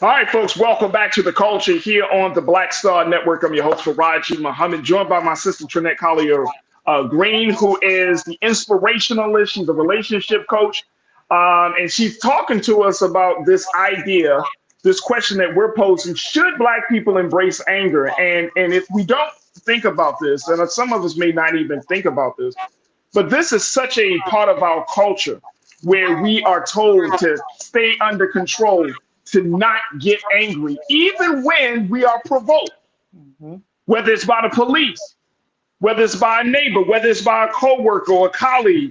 We are always told to remain under control. And I'm gonna go as far as to say, even God gets angry, man. Oh yeah, he flipped. Even God, we say no, but see, you know, Trinette, we say that we talk about the goodness of and greatness of God. We talk about, oh my gosh, He is the God of love. He's the God of peace, but God gets angry. Yeah, because the foolishness that's happening down here. Right. I'm pretty sure So if the source of all creation gets angry, and my pastor and my brother Damon, he posted the scripture where he talks about this. Let me see if he said the scripture says, "Be ye angry and sin not," in Ephesians 4:26. He posted that. It makes me think, like, if God can get angry, the source of all creation is angry, then why are we told not to do something that is natural? Right. As a former educator, I would teach. I taught all grades, pre-K through 5, and in my pre-K class, we're always talking about emotions and feelings, right? And we have the chart. And I remember we were going through the emotions, and when it came to the anger part, a lot of the children were like, "No, you can't get mad, you can't get angry," and it was natural for them to say that, right? But I would allow in my classroom for my little Black boys and my Black girls to get angry, and it's okay. I will embrace it with them. I'm like, why are you angry? And they'll say, well, such and such took my toy and that made me upset. So I embrace that, and it would let them know it's okay. So now let's find a creative way to not get unangry, But I never told them not to get angry, because that's not fair to them, and that's not life. Because there are going to be some moments in your life as a little Black boy, as a Black girl, you're going to be upset and angry about something that's not fair, to you or to your family or whatnot. And it's not going to be a happy moment. There's some things in your life that's going to happen. It's not going to be a happy and ring around the roses moment. So I think we do, I always say, let's go back to those conversations and open up and have that dialogue with our family and make it, open it up to where we can talk about these things at the dinner table. It's so much for us to talk about at home. And I think that's just where the conversation, I'm big on let's have this conversation, you know, because a lot of this is in our home. We do teach our boys and girls, when you go out there, keep it together, hold it together. You don't let you don't let anybody get you upset. But some things we need to be angry about, you know. And I mean, come on. We have to be angry. Hey, look, Trinette, first and foremost, let's give Trinette a big shout out for even impressing that upon the next generation, because we need that. We need teachers to make us feel safe to express our emotions. This is what we've been talking throughout all throughout the week, Trinette, is that we create a quote unquote safe space to express our emotions. And when we start to diminish that, when we start to act as if these things don't exist, or that we start to feel shameful for being angry. Yeah. Especially when it comes to things that have, as I'm going back to what Patrice Douglas, the psychotherapist, said, especially when we have been provoked, if somebody has disturbed your peace, that's a reason for you to get upset. That's a reason for you to get angry. Yeah. Right? Right. Let me go. You don't like my music. Welcome to the chat once again. You posted something that I think is absolutely true, man. You said injustice should make you angry. Come on, man. Listen, Lord.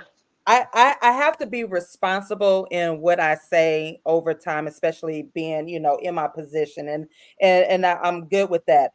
But I remember making a comment after the incidents, George Floyd and all of these over time.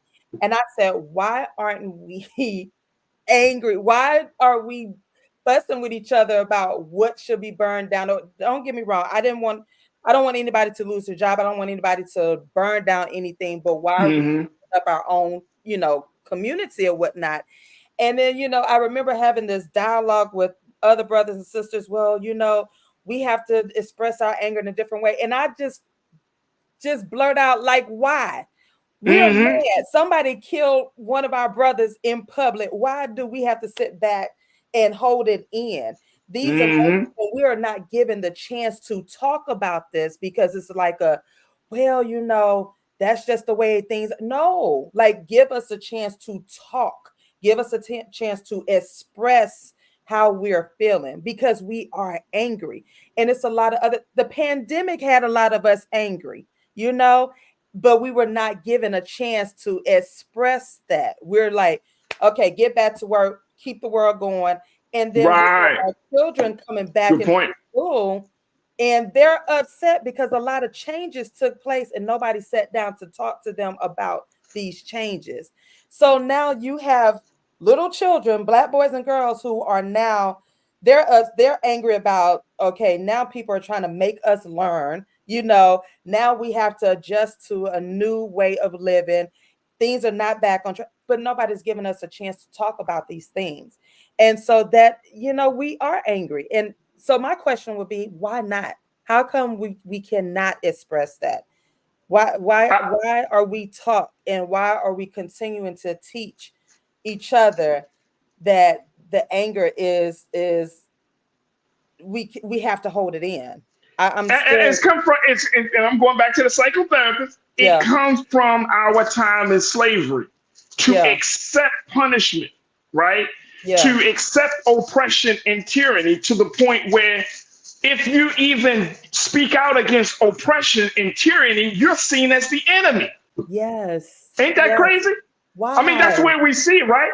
Yeah. Like, and we run from that. And I think this is very interesting that if y'all see, if anyone that tunes into the show or anyone that tunes into the network, y'all be like, man, there's some angry Black folks. Well, hell yeah, look at the state of Black America. Yeah, yeah. You see what I'm saying? Like, this is different. Now, this is another quote from the piece from Essence, and I think this is also very important. Let's put up quote 2, please, Keenan. Thank you, bro. It said that even today, our anger, when we do express it, gets filtered through the stereotype lens of the angry Black woman, because they're talking to Black women in essence. And I'm going to even throw in the angry Black man, costing us professionally and personally, in the most extreme cases, putting us in life-threatening situations.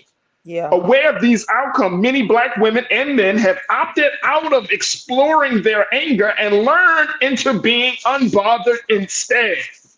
Yeah. Okay, we're gonna talk about that. Sincerely Bowen, author of Bad Fat Black Girl, says this popular cultural response is a quote, very cute distraction rooted in parody. Avoiding our anger has never existed as a true, authentic solution. Being unbothered gives us a way to walk away from a natural emotion we have no safe way of expressing and haven't had the opportunity to understand. Lord Jesus. Come on. How many of us, but whether you're man or woman, have to be taught how to be unbothered? And then we take that same unbothered state, take it home, right? And so we don't express ourselves. We become, and we talked about this for Black men earlier this week, Trinette, being emotionally unavailable. Oh, yes. Right? Holding in the pain, holding in the frustration, but trust and believe it's going to come out in some way, shape, or form. Exactly. You become a ticking time bomb in your own home, in your own community. You blow up at your people. And that's why I think that's a huge part of why we got so much quote unquote Black on Black violence. Yeah. We start to hate each other. Yeah. Because of the anger that has been as a result of our oppression, as a result of the treatment that we receive, the injustice that we live under, and we let it out on each other, whether it's by gun, whether it's by verbal abuse, whether it's by men hitting women, whether women hurting and killing children. I mean, it comes out in ugly ways. Talk to me, Trinette. How do we get a handle on that? I agree. And, this is something that I talk about with couples and relationships. A lot of times, again, I emphasize on building a healthy relationship with yourself first before while you're in a relationship, because a lot of times we are angry within ourselves and we don't know why. And so we've never expressed it. We get together and we blow up at each other because we don't know how to have culture conversations. We don't know how to sit down and express how angry we are about something. And we hold this in and we're expecting our partners to know what we're thinking and have a solution. But that's not the case, because we have not sat down to talk to each other. We have not given each other a safe space to say it's okay to express. One of the activities I would do I've always had classrooms with boys, Black boys. And I never understood it until years later. God gave me the revelation of why I was always teaching Black boys. And I remember one year I had a class, I think about 12 or 13 boys, right? And so these little Black boys, I loved them and they loved me.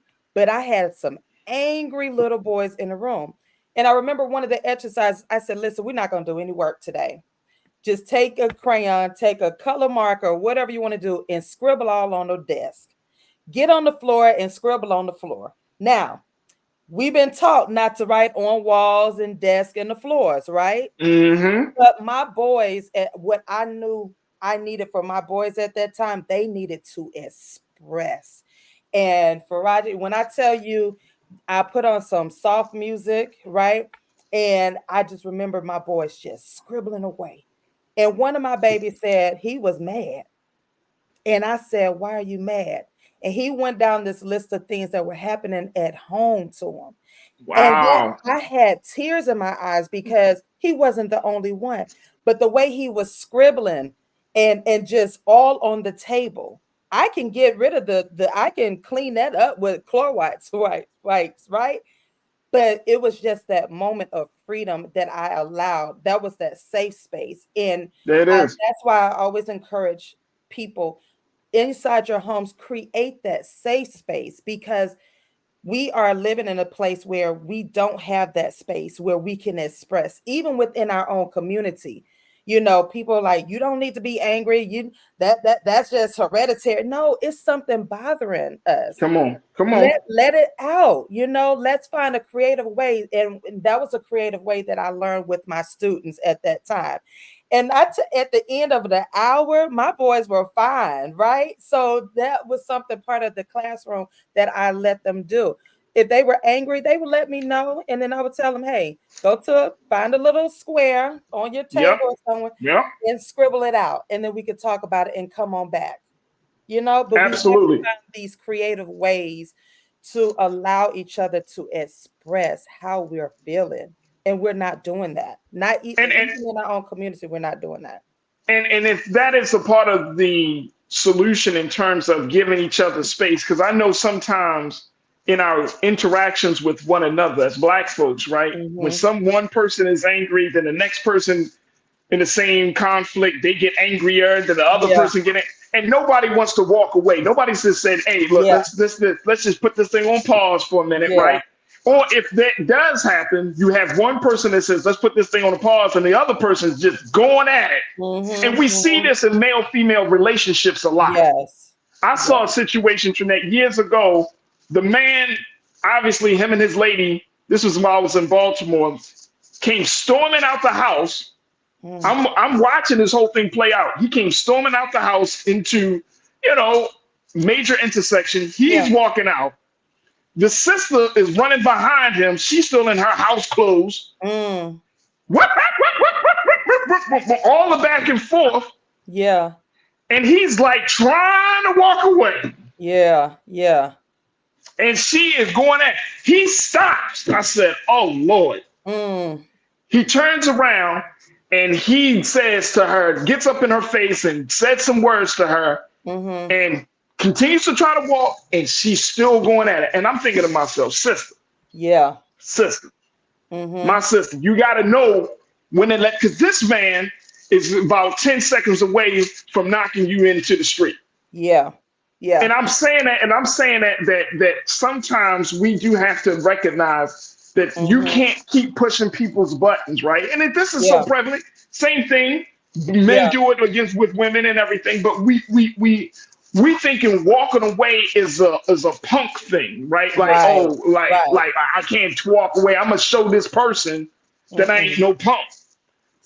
You have to set up those boundaries. You got to set up those boundaries. Now, here's the other thing: as before we take our break, real quick, my sister Karen Connor, you checked in and said, "Our anger is the result of the trauma we have suffered personally, witnessed, and learned about the suffering of our ancestors. Our hearts have emotional scars from all the trauma." Yeah. And I agree. And I agree. And here's a term that I thought about as I'm listening to you, Trinette. I had to look up a term, and I'm sure, Pastor Damon, you probably use this term. The term righteous indignation, folks. Look this up.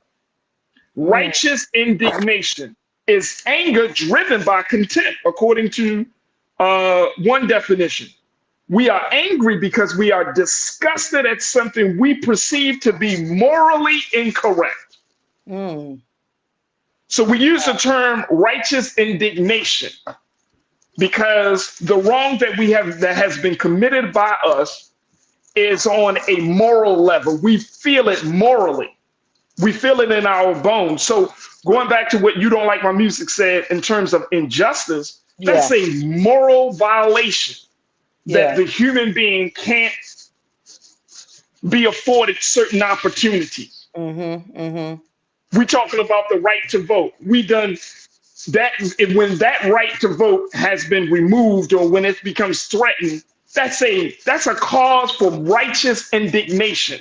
Yeah. You see what I'm saying? When you're talking about the conversation about women's rights to choose and make decisions about how they should treat their own bodies, that's a cause of righteous indignation. For women and for men.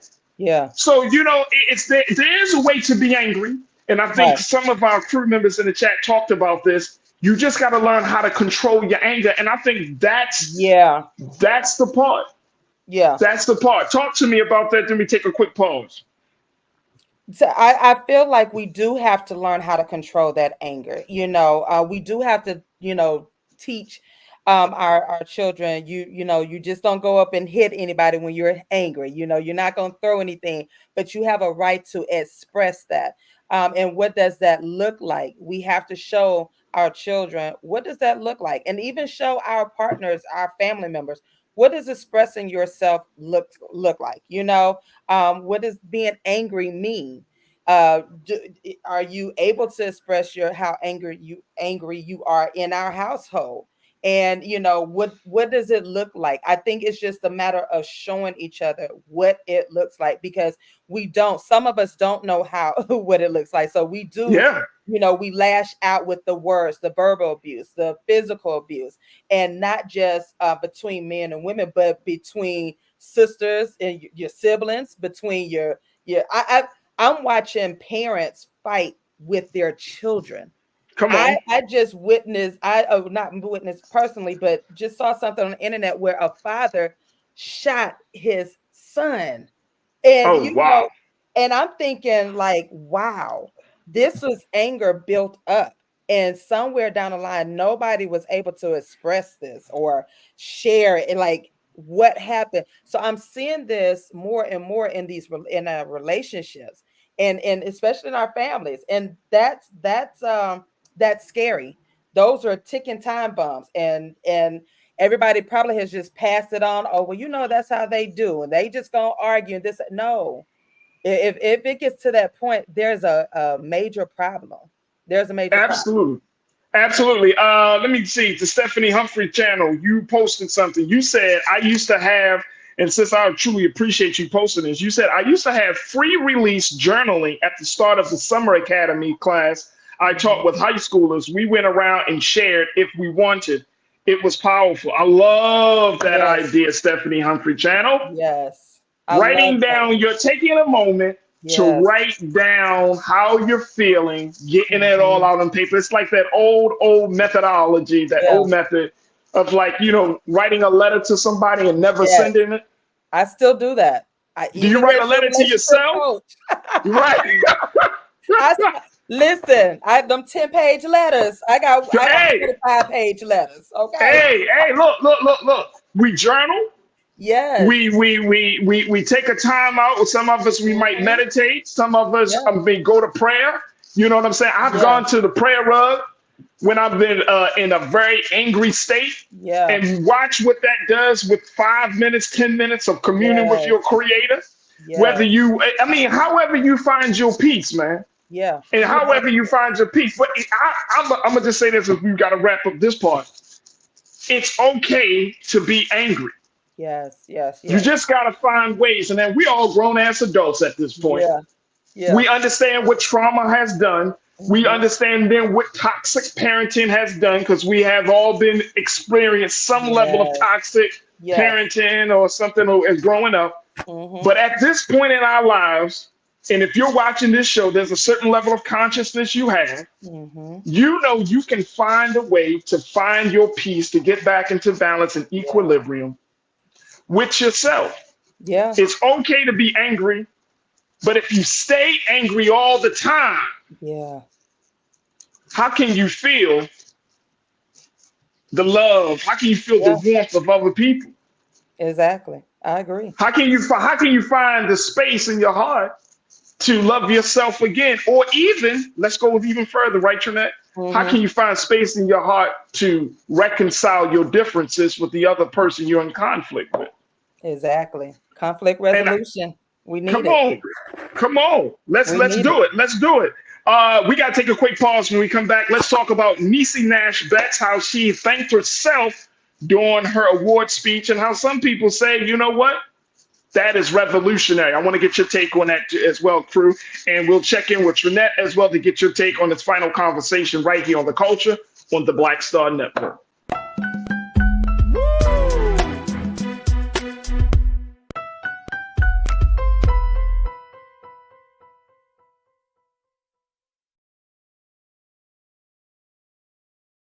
We wish to plead our own cause. Too long have others spoken for us. This is an opportunity for us to be able to speak to our issues. Y'all better understand something real quick. We ain't going nowhere. It is a continual battle that we see all across this country. Revolution will not be televised. The revolution will be streamed. All momentum we have now, we have to keep this going. He makes sure that our stories are told. Roland Martin's doing this every day. You can't be black-owned media and be scared.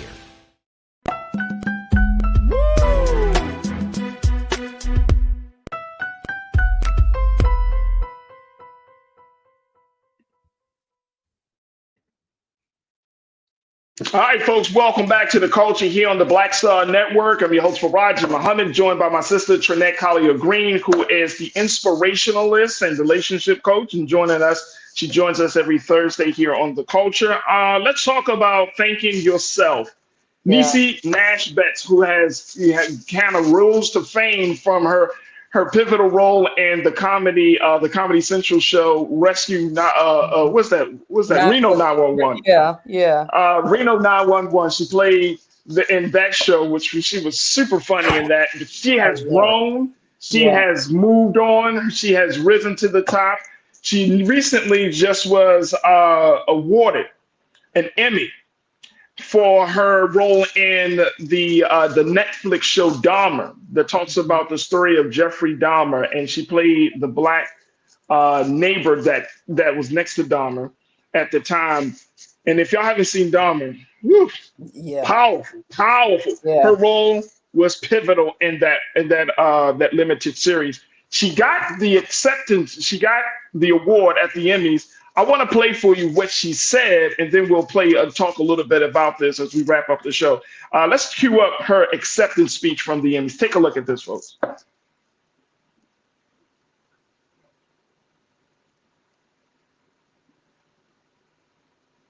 And you know who I want to thank? I want to thank me for believing in me and doing what they said I could not do.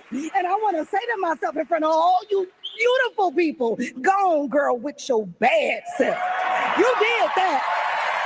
Finally, I accept this award on behalf of every black and brown woman who has gone unheard yet over-policed, like Glenda Cleveland, like Sandra Bland, like Breonna Taylor.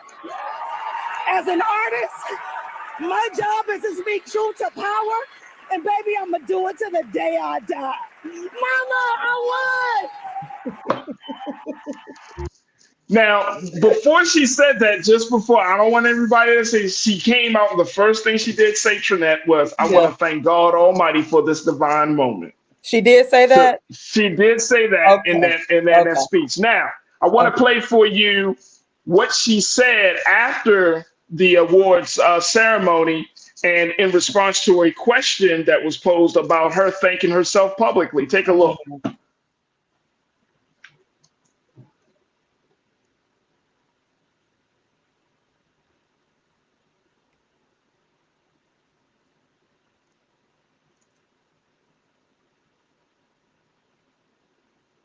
Only one who knows what it cost me. I'm the only one who knows how many nights I cried because I couldn't be seen for a certain type of role. I'm the one who knows what it's like to go through divorce on camera and still have to pull up and show out, and you still got to go home and you have children and a whole life. And so I'm proud of myself. I'm proud that I did something that people said I could not do because I believed in me. And sometimes people don't believe in themselves. And I hope my speech was a delicious invitation for people to do just that. Believe in yourself and congratulate yourself. Sometimes you got to encourage what? Yourself. And that's why it's not called mama esteem, them esteem, us esteem. It's called self-esteem, because don't nobody got to believe it but you. Yeah, I get it. I get it. I really do. It's especially being as an entrepreneur. You know, it's the many nights you by yourself. You are crying. You like, listen, listen. I know what it takes. I get it. For me, I know I probably wouldn't have. I would have thanked everybody who's been my supporters. You know how people say, my haters are my motivators. For me, my haters are not my motivators. My supporters are my motivators. So for me, I would have said, I would have thanked my supporters and for this journey. But I understand where she's coming from because we don't know those nights of crying, however, as an entrepreneur, I get it. So, I mean, congratulations to her. Again, this is something that we're always trying to scrutinize, like she said it. And she said what she felt. She thanked her. And I'm pretty sure she means that she thanks her supporters as well. And she definitely did that. But your response to this question, should we thank ourselves publicly? Do you say yes or no? I don't know. That's for me. I'm gonna say probably no. No. Okay. I'm gonna, I'm just gonna be more. I'm not to say she's not humble, but for me, it would be like I want to thank my supporters for this journey. Well, she like I said in her acceptance speech when she got her Emmy, she thanked God first. That was the first thing came out of her mouth. Okay. Then she thanked other people that was related to the project and all of those who voted for her and all of that and stuff like that. And then she came down. That's when she said, "And you know who else I want to thank? I want to thank me." Well, okay, now she did thank her supporters. I'm thinking she didn't thank anybody. Oh no. I can see that, because at the end of the day, it was me that had to get up and push my, like you really do have to encourage yourself. So I don't see anything wrong with publicly thanking myself. Like you thanking yourself, you're believing in yourself. You're just really saying how proud of you that you are proud of yourself. So I don't see anything wrong with that. We see a lot. Yes or no. And well, you know what, Trinette, we see a lot of this on social media. I see a lot of when people get awards or any type of accolades and acknowledgement, they post it, right? When people have birthdays, they say happy birthday to me. Right? Ask for the cash app, like I'm supposed to say. I'm on the fence with that. I'm just cut differently. I just wait. I ask for the cash. I'm not saying it's wrong or right. I'm just saying. Right. No, I feel you. I definitely feel you because I'm gonna be honest with you. I get a little. It feels a little cringy for me too. Like I know. Like on social media, right? Like, Facebook will let you know that somebody's birthday is coming up. So people, I feel a little weird about like, hey, happy birthday to me.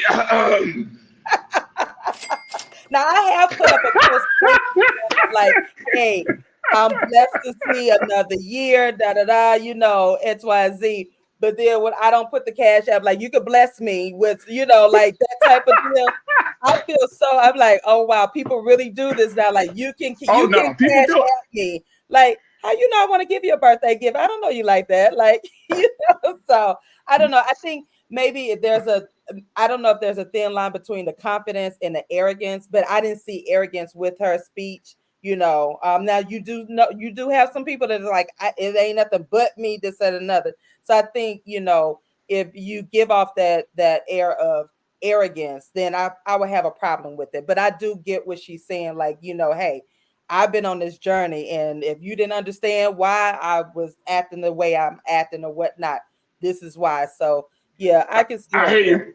Hey, look, Damon Blissett, my pastor and brother, you say, I have absolutely no problem with this. There it is. That's what the pastors say. You don't like my music. You say, if someone thanks themselves publicly, they are seeking affirmation. Give it to them. Okay. That's what we do. That gives you some sense of support. That's what builds community, especially on social media platforms. I understand that. Thank you. You don't like my music. Janae, you say for so long we are told to remain humble. If you win one, you get to speak up on your behalf after you've been exalted. Woo! Yeah. And that's what I was alluding to. Like we've been, again, going back to being taught to keep these happy thoughts and happy feelings, and we can't express it. Why not? Why can't we celebrate ourselves? We do a lot. So let's celebrate. Well, you know what? I think that what Nisi did versus what we're culturally used to. Like when Nisi did and said that, I had to push myself. I had to kind of break through all of those internal challenges to get to this place, which I think is fine. Yeah. But I think that this idea that you are quote unquote self-made, I did it all by myself, that is problematic to me. Right. Because right, I feel like that negates those who have sacrificed for you to be there. Somebody invested in you. Somebody took time to invest in you, whether it's financially, they let you hold their car, let you borrow some money, give you the time and space. You know, like somebody sacrificed something to get you into that space. So I hate being saying, I hate the term self-made. No, ain't nobody made, you ain't make yourself. Somebody was there, whether it's your mama, your daddy, your grandma, right? Somebody gave that ass a chance. Right. Somebody said you got some talent and skill. Right. And we gonna carry the water, but you better make it. Exactly. Yeah. And then you gonna carry the water for all of us. Ain't nobody self-made in this world, man. Come on. Exactly. Should we thank ourselves publicly? Yes. As long for me, I feel like as long as you give thanks to the Most High, to the Creator. That's it. Because I listen. If it wasn't for him, if you know what I'm saying, like that's what it is. Now, if you want to get up in there, and be like, I'll thank me for me. I'm the great one. I'll be sitting on the side away from you. The rise and fall very quickly. Trinette Collier Green, I appreciate you. How can folks check you out as you are the inspirationalist, as you are a relationship coach? How can folks find you on social media and other spaces? Thank you so much. All social media, I am TrinetteLCollier.com. There it is right there. Folks, Trinette, I appreciate you for your insight, for your energy. God willing, we'll see you back on next Thursday. But thank you for being so good for the culture. All right, folks, that's going to do it for us. I thank each and every one of you for being a part of the conversation. The crew, y'all have been phenomenal. The chat comments, everything that y'all bring to the conversations has been phenomenal. I hope you enjoyed the conversations today. If you did, do your due diligence. Please support us today at Black Star Network. Just go to our website today, download the app for free. Follow us on social media at the Black Star Network and drop something in the bucket. Yesterday, we made the announcement, but I'm going to make the announcement. Big shout out to Azaria, D-Man, T-Man, and Erica for being new contributors, new stakeholders in Black Star Network. We thank you so much for your donation. And again, folks, we are looking for your donations because we are powering through this space. We are opening up the conversation about us, our culture, our content. But your support means the world to us. So we thank you in advance for your support of Black Star Network. All right, stay tuned. Up next is Roland Martin Unfiltered, 6 p.m. Eastern Standard Time. You got Dr. Carr, you got Reese, you got a whole lot that's coming at you at 6 p.m. So make sure y'all tune in. But as always, never be afraid to challenge what's wrong. Stand for what's right while being yourself in the process. God willing, we will be back for the last day of the week. Friday is going to be here, God willing. And we'll be back right here on The Culture, right here, only here, exclusively here on the Black Star Network. Have a safe afternoon, great evening. Talk to you soon. Peace.